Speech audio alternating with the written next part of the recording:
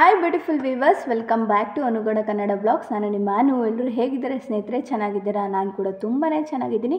ನೀವು ಕೂಡ ಚೆನ್ನಾಗಿದ್ದೀರಾ ಅಂದ್ಕೊಂಡು ಹೊಸ ಬ್ಲಾಗ್ಗೆ ಎಲ್ಲರಿಗೂ ವೆಲ್ಕಮ್ ಮಾಡ್ತಾ, ಸೊ ಇವತ್ತಿನ ಟಾಪಿಕ್ ಏನಪ್ಪ ಅಂದರೆ ನನ್ನ ಬಾಣಿತನದ ಪಾರ್ಟ್ 2 ವಿಡಿಯೋ ಆಗಿರುತ್ತೆ. ಇದು ಪಾರ್ಟ್ 1 ಆಲ್ರೆಡಿ ಅಪ್ಲೋಡ್ ಆಗಿದೆ. ಸ್ವಲ್ಪ ಲೇಟ್ ಆಯಿತು ಪಾರ್ಟ್ 2 ಅಪ್ಲೋಡ್ ಮಾಡೋದು. ಹಾಗಾಗಿ ಇವತ್ತು ಮಾಡ್ತಾಯಿದ್ದೀನಿ. ಸ್ವಲ್ಪ ಕೆಲಸಗಳಿಂದ ನನಗೆ ಅದನ್ನು ಮಾಡೋಕ್ಕಾಗಿರಲಿಲ್ಲ. ಇವತ್ತು ಅದ್ರ ಬಗ್ಗೆ ಮಾಡ್ತಾಯಿದ್ದೀನಿ. ಪಾರ್ಟ್ 2 ಯಾಕೆ ಹಾಕಿಲ್ಲ ಅಂತಲೂ ಕೇಳ್ತಾಯಿದ್ರಿ. ಹಾಗಾಗಿ ವಿಡಿಯೋ ಕಂಟಿನ್ಯೂ ಮಾಡೋಣ. ಕೊನೆಯವರೆಗೂ ವಿಡಿಯೋನ ನೋಡಿ ನಿಮ್ಮ ಅನಿಸಿಕೆಗಳನ್ನ ನನಗೆ ಕಮೆಂಟ್ ಸೆಕ್ಷನಲ್ಲಿ ಕಮೆಂಟ್ ಮಾಡಿ ಅಂತ ಹೇಳ್ತಾ, ಇನ್ನು ಯಾರೆಲ್ಲ ಚಾನಲ್ನ ಸಬ್ಸ್ಕ್ರೈಬ್ ಮಾಡದೆ ನೋಡ್ತಾ ಇದ್ದೀರೋ ಪ್ಲೀಸ್ ಸಬ್ಸ್ಕ್ರೈಬ್ ಮಾಡ್ಕೊಳ್ಳಿ. ಹಾಗೆ ಮರಿದಂಗೆ ಬೆಲ್ ಬಟನ್ನ ಕ್ಲಿಕ್ ಮಾಡಿ ಬನ್ನಿ. ಸೊ ನಾನು ಪಾರ್ಟ್ 1 ವೀಡಿಯೋದಲ್ಲೇ ಹೇಳಿದ್ದೆ, ನನ್ನ ಬಾಣಿತನ ಮಾಡಿದ್ದು ನಮ್ಮ ಅಕ್ಕ ಆ್ಯಂಡ್ ಅವರೇ ಸ್ಟ್ಯಾಂಡ್ನ ತೊಗೊಂಡು ಮಾಡಿದ್ದು.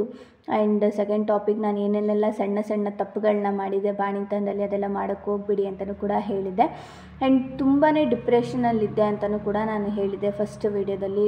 ಆ್ಯಂಡ್ ಅದನ್ನು ಹೇಗೆ ಓವರ್ಕಮ್ ಮಾಡಿದೆ ಅಂತಲೂ ಇದರಲ್ಲಿ ನಾನು ಸಣ್ಣದಾಗಿ ನಾನು ನಿಮ್ಮ ಜೊತೆ ಶೇರ್ ಮಾಡ್ತಾ ಹೋಗ್ತೀನಿ.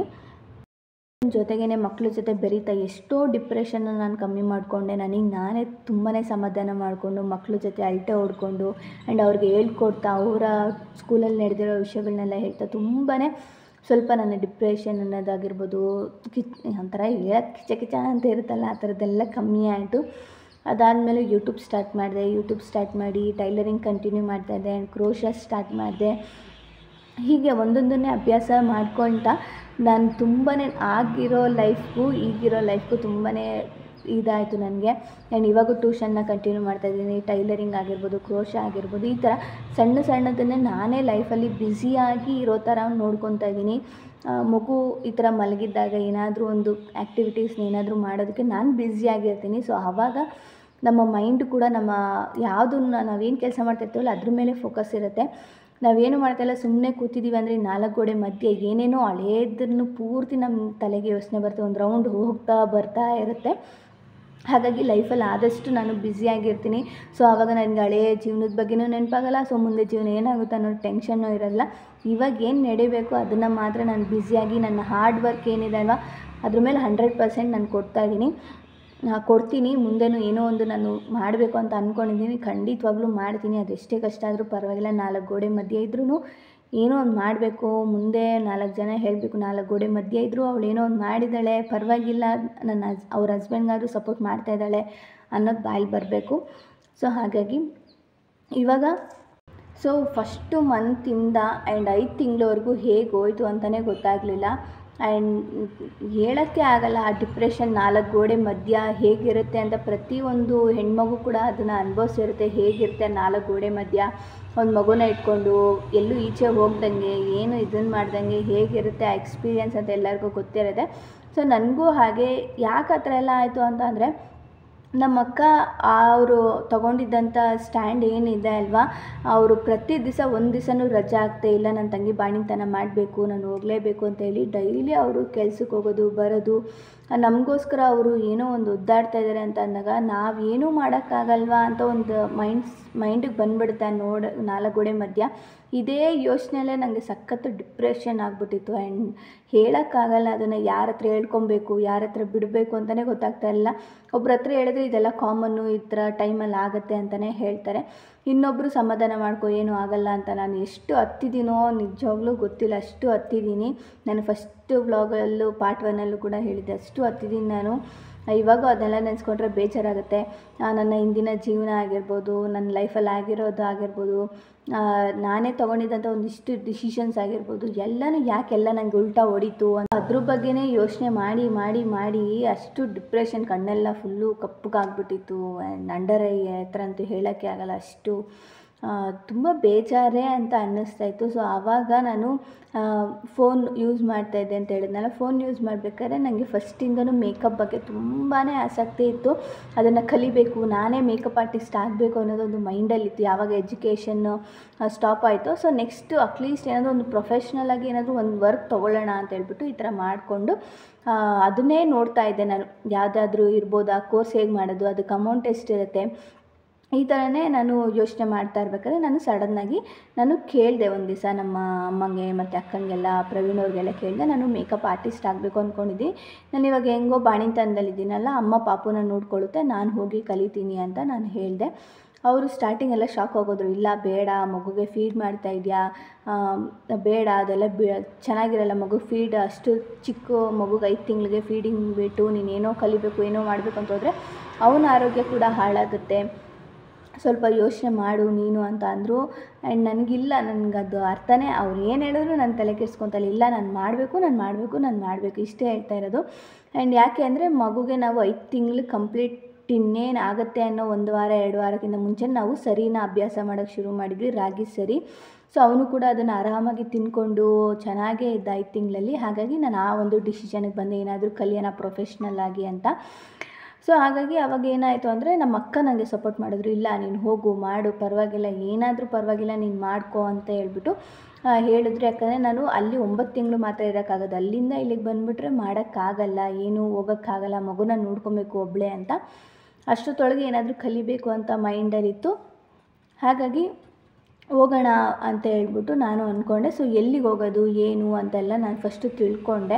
ಆ್ಯಂಡ್ ಅಮೌಂಟೆಲ್ಲ ಪ್ರೊಫೆಷ್ನಲ್ ಮೇಕಪ್ ಕಲಿಯೋದಕ್ಕೆ ಅಮೌಂಟ್ ಎಷ್ಟು ಹೇಗೆ ಅಂತಲೂ ತಿಳ್ಕೊಂಡೆ. ಆ್ಯಂಡ್ ನನಗೆ ಅದೆಷ್ಟು ಅನಿಸ್ತು ಅಂದರೆ ಅವರು 45,000 ಹೇಳಿದ್ರು ಒಂದೇ ಸತಿ. ಅಂದರೆ ಎಲ್ಲ ಥರನೂ, ಅಂದರೆ ಬರೀ ಸ್ಯಾರಿ ಪ್ಲೇಟಿಂಗ್ ಆ್ಯಂಡ್ ಏನಂತಾರೆ ಮೇಕಪ್ ಬಗ್ಗೆ ಆಗಿರ್ಬೋದು, HD ಮೇಕಪ್ ಈ ಥರ ಸ್ವಲ್ಪ ಒಂದಿಷ್ಟು ಮೇಕಪ್ಸ್ ಹೇಳ್ಕೊಡ್ತೀವಿ. ಅಂದರೆ 45 ಡೇಸ್, ಬರೀ 1 ಮಂತ್ ಅಷ್ಟೇ. 1 ಮಂತ್ಗೆ 45,000 ಅಂದಿದ ತಕ್ಷಣ ಒಂಥರ ಶಾಕ್ ಆಯಿತು. ಯಾಕಂದರೆ ಇವಾಗಲೇ ಬಾಣಿತನನ ಮಾಡ್ತಾ ಇರೋದೇ ನಮ್ಮ ಅಕ್ಕ. ಆ್ಯಂಡ್ 45,000 ಎಲ್ಲಿಂದ ತೊಗೊಂಬರೋಣಪ್ಪ. ಆ್ಯಂಡ್ ಆವಾಗ ಫ್ಯಾಮಿಲಿ ಸಿಚುವೇಶನ್ ಕೂಡ ಅಷ್ಟೊಂದು ಇರಲಿಲ್ಲ, ಫ್ಯಾಮಿಲಿಯಲ್ಲೂ ಅಷ್ಟೊಂದು ಕೇಳೋಷ್ಟು ಇದಿರಲಿಲ್ಲ ನನಗೆ. ಹಾಗಾಗಿ ಅದನ್ನು ಸೈಡ್ಗೆ ಎತ್ತಿಟ್ಟು, ಓಕೆ ಪ್ರೊಫೆಷ್ನಲ್ ಹೋಗಿ ಕಲಿಬೇಕು ಅಂದರೆ ಅದಕ್ಕೆ ಅಮೌಂಟ್ ಇರಬೇಕು ಅಂತ ಅಂದ್ಕೊಂಡು ತಿಳ್ಕೊಂಡದನ್ನ ಸೈಡ್ಗೆ ಎತ್ತಿಟ್ಟು ಇನ್ನೂ ಏನಾದರೂ ಮಾಡಬೇಕಲ್ಲ, ಏನು ಮಾಡೋದು ಅಂತ ಅಂದ್ಕೊಂಡು ಆಮೇಲೆ ನಾನು ಫಸ್ಟು ಕಾಲೇಜಲ್ಲಿದ್ದಾಗ ಒಂದು 1 ಮಂತ್ ಏನೋ ನಾನು ಬ್ಯೂಟಿಷಿಯನ್ ಕೋರ್ಸ್ಗೆ ಹೋಗಿದ್ದೆ.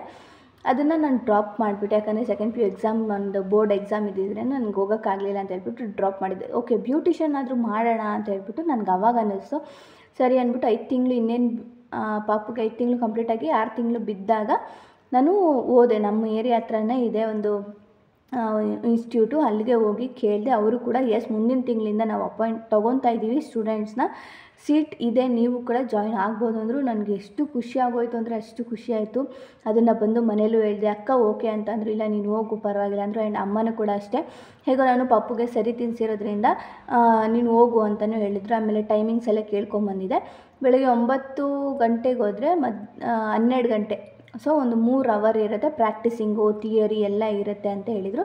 ನನಗೆ ಓಕೆ ಅಂತ ಅನ್ನಿಸ್ತು. ಟೈಮ್ ಕೂಡ ಅಡ್ಜಸ್ಟ್ ಆಯಿತು. ಆ್ಯಂಡ್ ಪ್ರವೀಣ್ ಅವ್ರಿಗೂ ಹೇಳಿದೆ, ಈ ಥರ ಹೋಗ್ಬೋದಾ, ನಾನು ಈ ಥರ 9 ಗಂಟೆಯಿಂದ 12 ಗಂಟೆ ತನಕ ಇದೆ ಅಂದರು. ಅವ್ರು ಸ್ಟಾರ್ಟಿಂಗ್ ಬೇಡ ಅಂದರು, ಪಾಪನ ಬಿಟ್ಟು ಹೋಗಬೇಡ ಅಂದರು. ಇಲ್ಲ ಅಮ್ಮ ನೋಡ್ಕೊತಾರೆ ಅಂತ ನಾನು ಭರವಸೆ ಕೊಟ್ಟು, ಅವರು ನನಗೆ ಭರವಸೆ ಕೊಟ್ಟ ಮೇಲೆ ಹೋಗು ನೀನು ಅಂತ ಅಂದರು. ಆಮೇಲೆ ಅಮ್ಮ ಏನು ಹೇಳಿದ್ರು ಅಂದರೆ, ನಾವು ಸರಿ ರೂಢಿ ಮಾಡಿದ್ರಿಂದ 5 ತಿಂಗಳಿಂದ ನನಗೆ 6 ತಿಂಗಳು ಕರೆಕ್ಟಾಗಿ ನನ್ನ ಕೋರ್ಸ್ಗೆ ಜಾಯ್ನ್ ಆಗೋ ಟೈಮ್ಗೆ ಅವನಿಗೆ ಬೆಳಗ್ಗೆದ್ದು ಒಂದು ಸತಿ ಫೀಡ್ ಮಾಡಿದ್ರೆ ಇನ್ನು ತಿರ್ಗಾ 1 ಅವರ್ ಬಿಟ್ಟು ಅಮ್ಮ ಸರಿ ತಿನ್ನಿಸ್ತಾಯಿದ್ರು. ತಿರ್ಗಾ 1 ಅವರ್ ಫುಲ್ಲು ಸ್ನಾನ ಮಾಡಿಸಿ ಮಲಗಿಸ್ಬಿಡ್ತಾಯಿದ್ರು. ಸೊ ನನಗೆ ಅಲ್ಲಿಗೆ ಟೈಮ್ ಬ್ಯಾಲೆನ್ಸ್ ಆಯಿತು 12 ಗಂಟೆ ತನಕ. ನನಗೆಲ್ಲ ಟೈಮಿಂಗ್ಸ್ ಬ್ಯಾಲೆನ್ಸ್ ಆಯಿತು. ಓಕೆ ಈ ಥರ ಅಮ್ಮ ಪಾಪ ನೋಡ್ಕೊತಾರೆ, ಇನ್ನು ನೆಕ್ಸ್ಟು ಬ್ಯೂಟಿಷನ್ಗೆ ಹೋಗೋದೆ ಅಂತ ಹೇಳ್ಬಿಟ್ಟು ನಾನು ಹೆಸರೆಲ್ಲ ಬರ್ಸ್ಬಿಟ್ಟು ಬಂದಿದ್ದೆ. ಸೊ ಫಸ್ಟ್ ಡೇ ಅಂದರೆ ಪಾಪು 6 ತಿಂಗಳು ಕಂಪ್ಲೀಟ್ ಇನ್ನೇನು ಆಗಬೇಕು ಆ ಟೈಮಲ್ಲಿ ನಾನು ಜಾಯ್ನ್ ಆದೆ ಬ್ಯೂಟಿಷನ್ಗೆ. ಆ್ಯಂಡ್ ಕೋರ್ಸ್ ಕೂಡ ತೊಗೊಂಡೆ. ಆ್ಯಂಡ್ ಡೈಲಿ ಅವರು ಒಂದೊಂದು ಟಾಪಿಕ್ ಮೇಲೂ ಮಾಡ್ತಾರೆ. ಬ್ಯೂಟಿಷನ್ ಅಂದರೆ ಐಬ್ರೋ, ನಿಮಗೆ ಫೇಶಿಯಲ್ಲು, ಪೆಡಿಕ್ಯೂರ್, ಮೆನಿಕ್ಯೂರ್, ಮೇಕಪ್ ಆಗಿರ್ಬೋದು, ಮೆಹಂದಿ ಆಗಿರ್ಬೋದು, ಸ್ಯಾರಿ ಪ್ಲೇಟಿಂಗ್ ಈ ಥರದ್ದೆಲ್ಲ ಇರುತ್ತೆ. 3 ತಿಂಗಳಿರುತ್ತೆ ಆ ಕೋರ್ಸು. ಬ್ಯೂಟಿಷನ್ ಕೋರ್ಸ್ ಅನ್ನೋದು 3 ತಿಂಗಳಿರುತ್ತೆ. ಸೊ ಡೈಲಿ ಇದೇ ಥರನೇ ಬೆಳಗ್ಗೆ ಪಾಪುಗೆ ಫೀಡ್ ಮಾಡಿಸೋದು, ಆಮೇಲೆ ಅಮ್ಮ ಸರಿ ಮಾಡಿ ತಿನ್ನಿಸ್ತಾರೆ, ನಾನು ಅಲ್ಲಿಂದ ಬಂದು ತಿರ್ಗಾ ಸ್ನಾನ ಮಾಡಿ ಫ್ರೆಶ್ ಅಪ್ ಆಗಿ ಫೀಡ್ ಮಾಡಿಸೋದು. ಇದೇ ಥರನೇ 3 ತಿಂಗಳು ನಾನು ಬ್ಯೂಟಿಷಿಯನ್ ಕೋರ್ಸ್ನ ಈ ಥರ ಕಂಪ್ಲೀಟ್ ಮಾಡಿಕೊಂಡೆ. ನನ್ನ ಮಗ ಅಂತೂ ನಾನು ಹೇಳೋಕ್ಕೆ ಆಗಲ್ಲ, ಅಷ್ಟು ಸಪೋರ್ಟ್ ಮಾಡಿದೆ ನನಗೆ ಆ ಚಿಕ್ಕ ವಯಸ್ಸಲ್ಲೇ. ಯಾಕಂದರೆ ಅಮ್ಮ ಹಿಂಗೆ ಹೋಗಿದ ತಕ್ಷಣ ಅಳೋ ಮಕ್ಕಳೇ ಜಾಸ್ತಿ, ಇಲ್ಲ ಅವರೇ ಬೇಕು ಅಂತ ಅಳೋ ಮಕ್ಕಳೇ ಜಾಸ್ತಿ. ನನ್ನ ಮಗ ಆ ಥರ ಮಾಡೇ ಇಲ್ಲ. ನಾನು ಬರೋವರೆಗೂ ನಮ್ಮ ಅಮ್ಮನ ಜೊತೆನೇ ಆರಾಮಾಗಿರ್ತಾಯಿದ್ದೆ. ನಾನು ಬಂದು ನೋಡಿದ ತಕ್ಷಣ ಓಡಿ ಬಂದುಬಿಡ್ತಾಯಿದ್ದೆ ನನ್ನ ಹತ್ರಕ್ಕೆ. ಆಮೇಲೆ ನನ್ನ ಜೊತೆನೇ ಇರ್ತಾಯಿದ್ದೆ, ನೈಟೆಲ್ಲ ನನ್ನ ಜೊತೆನೇ ಇರ್ತಾಯಿದ್ದ. ಹೀಗೆ ಆಮೇಲೆ ಮನೆಗೆ ಬಂದು ಅದ್ರ ಏನೇನು ಮಾಡಿದ್ದಾರೆ ಅದನ್ನೆಲ್ಲ ಡೀಟೇಲಾಗಿ ನಾನು ಬರ್ಕೊತಾ ಇದ್ದೆ, ಅದನ್ನ ಪ್ರಾಕ್ಟೀಸ್ ಮಾಡ್ತಾಯಿದ್ದೆ. ಹೀಗೆ 3 ತಿಂಗಳು ಬ್ಯೂಟಿಷನ್ ಅನ್ನೋದನ್ನ ನಾನು ಕರೆಕ್ಟಾಗಿ ಆ ಪಾಪು ಜೊತೆನೇ ಅವನ್ನ ನೋಡಿಕೊಂಡು, ಅವನ ಮಂತ್ಲಿ ಫೋಟೋ ಶೂಟ್ ಮಾಡಿಕೊಂಡು, ಅವನ ಪ್ರತಿಯೊಂದು ಸ್ಟೆಪ್ಪು ನಡೆಯೋದನ್ನು ನೋಡಿಕೊಂಡು ನಾನು 3 ತಿಂಗಳು ಕೋರ್ಸ್ನ ಮುಗಿಸ್ಕೊಂಡೆ. ಕರೆಕ್ಟಾಗಿ 9 ತಿಂಗಳಿಗೆ 6, 7, 8 ತಿಂಗಳಿಗೆ ನನಗೆ ಬ್ಯೂಟಿಷಿಯನ್ ಕೋರ್ಸ್ ಅನ್ನೋದು ಮುಗೀತು. ಆ್ಯಂಡ್ ನನಗೆ ಸರ್ಟಿಫಿಕೇಟ್ ಕೂಡ ಬಂತು. ನಾನು ನಮ್ಮ ಅಕ್ಕನ್ನೇ ಕರ್ಕೊಂಡೋಗಿದ್ದೆ. ಒಬ್ಬರು ಯಾರಾದರೂ ಬಂದು ಮೇಕಪ್ ಮಾಡಿಸಿ ಅವ್ರನ್ನ ತೋರಿಸ್ಬೇಕು, ಅವೆಲ್ಲ ನಮಗೆ ಸರ್ಟಿಫಿಕೇಟ್ ಸಿಗೋದು. ಸೊ ಹಾಗಾಗಿ ನಮ್ಮ ಅಕ್ಕನ್ನೇ ಕರ್ಕೊಂಡೋಗಿ ಮೇಕಪ್ ಮಾಡಿ ಅವ್ರಿಗೆ ಸ್ಯಾರಿದೆಲ್ಲ ನಾನು ಫೋಟೋ ಬೇಕಾದ್ರೆ ಅಟ್ಯಾಚ್ ಮಾಡ್ತೀನಿ, ನೀವು ಅದನ್ನು ಕೂಡ ನೋಡ್ಬೋದು. ಆ್ಯಂಡ್ ನಾನು ಸಿಂಪಲಾಗಿ ಮೇಕಪ್ ಮಾಡೋದನ್ನ ಫಸ್ಟ್ ಬಿಗಿನಿಂಗ್ ಮೇಕಪ್ ಮಾಡೋದನ್ನೆಲ್ಲ ಕಲ್ತಿದ್ದು. ಒಬ್ಬರು ಬೇರೆಯವ್ರಿಗೆ ಹೇಗೆ ಮಾಡೋದು, ಹೇರ್ ಸ್ಟೈಲ್ ಹೇಗೆ ಮಾಡೋದು ಅನ್ನೋದೆಲ್ಲ ಕಲಿತು ಅವ್ರಿಗೆ ನಾನು ಅದನ್ನ ಮಾಡಿದ್ದೆ. ಆ್ಯಂಡ್ ನನಗೆ 98% ನನಗೆ ಸ್ಕೋರ್ ಸಿಕ್ಕಿ ನನಗೆ ಸರ್ಟಿಫಿಕೇಟ್ ಕೂಡ ಬಂತು. ತುಂಬಾ ಖುಷಿಯಾಯಿತು. ಅದಾದಮೇಲೆ ನೆಕ್ಸ್ಟು ಏನು ಅನ್ನೋದೊಂದು ಯೋಚನೆ ಬಂತು. ಏನು ಮಾಡೋಣ ಅಂತ ಅಂದ್ಕೊಂಡು ನಾನು ಹೆಂಗೋ ಬ್ಯೂಟಿಷಿಯನ್ ಮಾಡಿದ್ದೀನಲ್ವ, ಸೊ ಓಕೆ ನಾನು ಕೆಲಸಕ್ಕೆ ಹುಡ್ಕೋಣ ಅಂತ ಹೇಳ್ಬಿಟ್ಟು ಏನು ಫುಲ್ಲು ನನಗೆ ಜೋಶು ಆವಾಗ. ಆ್ಯಂಡ್ ಏನೋ ಒಂದು ಮಾಡಬೇಕು, ಜೋಶು ಅನ್ನೋದಕ್ಕಿಂತ ಏನೋ ಒಂದು ಮಾಡಬೇಕು, ಈ 4 ಗೋಡೆ ಮಧ್ಯೆ ಇರೋ ಬದಲು ಏನೋ ಒಂದು ಮಾಡಬೇಕು ಅನ್ನೋದು ಒಂದೇ ಇತ್ತು. ಸೊ ಹಾಗಾಗಿ ನೆಕ್ಸ್ಟು ಕೆಲ್ಸಕ್ಕೆ ಕೇಳೋಣ ಅಂತ ಒಂದು 3-4 ಕಡೆ ಕೆಲಸಕ್ಕೂ ಕೂಡ ಕೇಳದೆ. ಇದ್ದರೆ ಬ್ಯೂಟಿಷಿಯನ್ ಆಗಿದೆ, ಸರ್ಟಿಫಿಕೇಟ್ ಇದೆ, ಮೇಕಪ್ ಕೂಡ ಮಾಡ್ತೀನಿ ಅಂತ. ಸೊ ಅವರು ಕೂಡ ಒಪ್ಕೊಂಡ್ರು, ಎಲ್ಲ ನೋಡಿದ್ರು. ಓಕೆ, ಪೆಡಿಕ್ಯೂರೆಲ್ಲ ಅಲ್ಲೇ ಟ್ರಯಲ್ ಕೂಡ ಮಾಡಿಸ್ತಾರೆ ಕೆಲವರು. ನಾನೊಂದು 3-4 ಕಡೆ ವಿಚಾರಿಸಿದೆ. ಆ್ಯಂಡ್ ನಮ್ಮ ರಿಲೇಟಿವ್ಸ್ ಹತ್ರನೂ ವಿಚಾರಿಸಿದೆ. ಅವ್ರು ಹೇಳಿದ್ದು ಒಂದೇ, 6,000 ಕೊಡ್ತಾರೆ, ತಿಂಗಳಿಗೆ 6,000 ಕೊಡ್ತಾರೆ. ಬೆಳಗ್ಗೆ 9 ಗಂಟೆಗೆ ಹೋದರೆ ನೈಟ್ 9 ಗಂಟೆಗೆ ಬರಬೇಕು ಅಂತ ಹೇಳ್ಬಿಟ್ರು. ನನಗೆ ಶಾಕು. 6,000ಕ್ಕೆ ಬೆಳಗ್ಗೆ 9 ಗಂಟೆಯಿಂದ ರಾತ್ರಿ 9 ಗಂಟೆ ತನಕ ಕೆಲಸ ಮಾಡಬೇಕು. ಆ್ಯಂಡ್ ಸ್ಯಾಟರ್ಡೆ ಸಂಡೇ ಕೂಡ ಲೀವ್ ಇರೋದಿಲ್ಲ. ಸಂಡೇ ಕೂಡ ನೀವು ಹೋಗಬೇಕು. ಅದೇ ಪೇಮೆಂಟ್ 6,000 ಕೊಡ್ತಾರೆ, ಸಂಡೇ ಕೂಡ ಹೋಗ್ಬೇಕು. ಅಂದರೆ ತಿಂಗಳು ಪೂರ್ತಿ ನೀವು ಆ ಕೆಲಸನ ಮಾಡಬೇಕು ಅಂತ. ನಂಗೆ ನಿಜ ಶಾಕ್ ಆಯಿತು. ಅಪ್ಪ, ಈ ಫೀಲ್ಡಲ್ಲಿ ಇಷ್ಟೊಂದು ಕಷ್ಟ ಇರುತ್ತಾ ಅಂತ ನನಗೆ ಆವಾಗ ಅನಿಸ್ತು. ಆ್ಯಂಡ್ ನನ್ನ ರಿಲೇಟಿವ್ಸ್ ಕೂಡ ಹೋಗ್ತಾಯಿದ್ರು ಆ ಕೆಲಸಕ್ಕೆ. ನಿಜ ಅವ್ರು ಕಷ್ಟಪಡೋದನ್ನ ನೋಡಿ ನನಗೆ ಬೇಜಾರಾಗಿತ್ತು. ಬೆಳಗ್ಗೆ ಹೋದರೆ ಇನ್ನು ರಾತ್ರಿನೇ ಅವ್ರು ಬರ್ತಾಯಿದ್ದಿದ್ದು. ಇನ್ನು ರೆಸ್ಟ್ ಎಲ್ಲಿ ಮಾಡ್ತಾರೆ, ಇನ್ನು ಕರೆಕ್ಟಾಗಿ ಊಟ ಎಲ್ಲಿ ಮಾಡ್ತಾರೆ, ಈ ಥರ ಅನಿಸ್ಬಿಡ್ತು ನನಗೆ. ಸೊ ಓಕೆ, ಇವಾಗ ಮಗು ಬೇರೆ ಇದೆ, ಇನ್ನು 8 ತಿಂಗಳು ಫೀಡ್ ಮಾಡ್ತಾಯಿದ್ದೀನಿ. ಅಷ್ಟು ಗಂಟೆ ಹೋಗೋಕ್ಕಾಗಲ್ಲ. ಯಾಕೆ 9 ಗಂಟೆಯಿಂದ ರಾತ್ರಿ 9 ಗಂಟೆ ಅಂದರೆ ನಾನು ಫೀಡಿಂಗೇ ನಿಲ್ಲಿಸ್ಬಿಡ್ಬೇಕಾಗುತ್ತೆ. ನಂಗೆ ಇಷ್ಟ ಇರಲಿಲ್ಲ. ಸೊ ಕೆಲಸ ಅನ್ನೋದನ್ನ ಅಲ್ಲೇ ಡ್ರಾಪ್ ಮಾಡಿದೆ. ಡ್ರಾಪ್ ಮಾಡಿ ನನಗೆ 9 ತಿಂಗಳು ಕಂಪ್ಲೀಟ್ ಆದಮೇಲೆ ಇಲ್ಲಿಗೆ ಬರಬೇಕು ಗಂಡನ ಮನೆಗೆ ಅಂತ ಇದ್ದಿದ್ದು. ಸೊ ಇನ್ನೂ 1 ತಿಂಗಳು ಬ್ಯಾಲೆನ್ಸ್ ಇದೆ, ಏನು ಮಾಡೋದು ಅಂತ ಅಂದ್ಕೊಂಡು ನಾನು ಟೈಲರಿಂಗ್ ಕಲಿತೀನಿ, ಮನೇಲೇ ಇರ್ತೀನಲ್ವ, ಟೈಲರಿಂಗ್ ಕಲಿತೀನಿ ಅಂತ ಹೇಳ್ಬಿಟ್ಟು ಸೊ ಟೈಲರಿಂಗಿಗೆ ನುಗ್ಗಿದೆ. ಪ್ರೊಫೆಷ್ನಲ್ ಕೋರ್ಸ್ಗೆ ನಾನು ಅಲ್ಲೇ ಡ್ರಾಪ್ ಮಾಡಿದೆ. ಯಾಕಂದರೆ ಅಷ್ಟೊಂದು ಅಮೌಂಟು ಅಷ್ಟೊಂದೆಲ್ಲ ಇದನ್ನು ಮಾಡಿಕೊಂಡು. ಆ್ಯಂಡ್ ಅಲ್ಲೂ ಅಷ್ಟೇ ಟೈಮಿಂಗ್ಸ್ ಚೇಂಜ್ ಇರುತ್ತೆ. 11 ಗಂಟೆಗೆ ಹೋದರೆ ನೀವು 4 ಗಂಟೆಗೆ ಬರೋದು, ಇಲ್ಲ 10 ಗಂಟೆಗೆ ಹೋದರೆ 4 ಗಂಟೆಗೆ, ಈ ಥರ ಟೈಮಿಂಗ್ಸ್ ಇರುತ್ತೆ. ನಂಗೆ ಅದು ಟೈಮಿಂಗ್ಸ್ ಅಡ್ಜಸ್ಟ್ ಆಗಲಿಲ್ಲ ಮಗುನ ಬಿಟ್ಟು. ಹಾಗಾಗಿ ಟೈಲರಿಂಗ್ ಕಲಿಯೋಣ ಅನ್ನೋದೊಂದು ಮೈಂಡಿಗೆ ಬಂತು. ನಮ್ಮ ಪಕ್ಕದ ಹತ್ರನೇ ಒಬ್ಬರು ಆಂಟಿ ಇದ್ದರು, ಜಯಲಕ್ಷ್ಮಿ ಅಂತ. ಅವ್ರು ನಂಗೆ ಹೇಳ್ಕೊಡ್ತೀನಿ ಅಂದರು. ಸೊ ಅವರು ನನಗೆ 1 ಮಂತ್ ಕಂಪ್ಲೀಟಾಗಿ ಮಾಮೂಲಿ ಟಾಪ್ಗಳು ಬರುತ್ತಲ್ಲ ಅದನ್ನು ಹೇಳ್ಕೊಟ್ರು, ಪ್ಯಾಂಟ್ ಹೇಳ್ಕೊಟ್ರು, ಆಮೇಲೆ ಬ್ಲೌಸ್ ಸ್ಟಿಚಿಂಗ್ ಹೇಳಿದ್ರು, ಕಟ್ಟಿಂಗ್ ಹೇಳ್ಕೊಟ್ರು. ಬ್ಲೌಸ್ ಕಟ್ಟಿಂಗ್ ಹೇಗೆ ಒಂದು ಅಂದಾಜು ಮೇಲೆ ನಮ್ಮ ಬ್ಲೌಸ್ ನಾವೇ ಹೇಗೆ ಹೊಲ್ಕೊಬೋದು ಕಟ್ಟಿಂಗ್ ಮಾಡಿ ಅನ್ನೋದನ್ನ ಹೇಳ್ಕೊಟ್ರು. ಸೊ 1 ಮಂತಲ್ಲಿ ಒಂದು 4-5 ಟಾಪಿಕ್ನ ನಾನು ಕಂಪ್ಲೀಟ್ ಮಾಡಿಕೊಂಡೆ. ಜಿಗ್ ಜಾಗು, ಫಾಲ್ಸು, ಈ ಥರ ಸಣ್ಣ ಪುಟ್ಟದನ್ನೆಲ್ಲ ಕಲ್ತ್ಕೊಂಡು 1 ಮಂತಲ್ಲಿ ಎಷ್ಟು ಆಗುತ್ತೋ ಅಷ್ಟನ್ನು ಕಲ್ತ್ಕೊಂಡು ಬಂದೆ.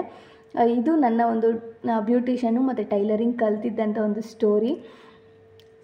ಸೊ ಇಷ್ಟು ಒಂದು ಸಣ್ಣದಾಗಿ ನಾನು ಒಂದು ಪಾರ್ಟ್ 2 ಬಾಣಿತನ ಜರ್ನಿನ ನಾನು ನಿಮ್ಮ ಜೊತೆ ಶೇರ್ ಮಾಡಿದ್ದೀನಿ. ಇದೆಲ್ಲ ನಿಮ್ಗೆ ಯೂಸ್ಫುಲ್ ಆಯಿತು ಅಂತ ಅಂದ್ಕೊತೀನಿ. ಒಂದು ಮೋಟಿವೇಶ್ನಲ್ ಆಗಾದರೂ ಯೂಸ್ಫುಲ್ ಆಯಿತು ಅಂತ ಅಂದ್ಕೊತೀನಿ. ಇನ್ನೂ ಯಾವ ಥರ ವೀಡಿಯೋಸ್ ಬೇಕು ಅಂತ ನಿಮ್ಗೆ ಅನ್ನಿಸ್ತಾ ಇದೆಯೋ ಅದನ್ನು ಕಮೆಂಟ್ ಸೆಕ್ಷನಲ್ಲಿ ಕಮೆಂಟ್ ಮಾಡಿ. ಅಪ್ಕಮಿಂಗ್ ವ್ಲಾಗ್ಸ್ನ ನಾನು ಅದನ್ನೇ ಮಾಡ್ತೀನಿ ಅಂತ ಹೇಳ್ತಾ, ಈ ವಿಡಿಯೋ ಇಷ್ಟ ಆದರೆ ಚಾನಲ್ನ ಸಬ್ಸ್ಕ್ರೈಬ್ ಮಾಡ್ಕೊಳ್ಳಿ. ಹಾಗೆ ಮರಿದಂಗೆ ಬೆಲ್ ಬಟನ್ನ ಕ್ಲಿಕ್ ಮಾಡಿ. ಸಿಗೋಣ ಮುಂದಿನ ವೀಡಿಯೋದಲ್ಲಿ. ಅಲ್ಲಿವರೆಗೂ take care, bye bye. Thank you for watching. Lots of love.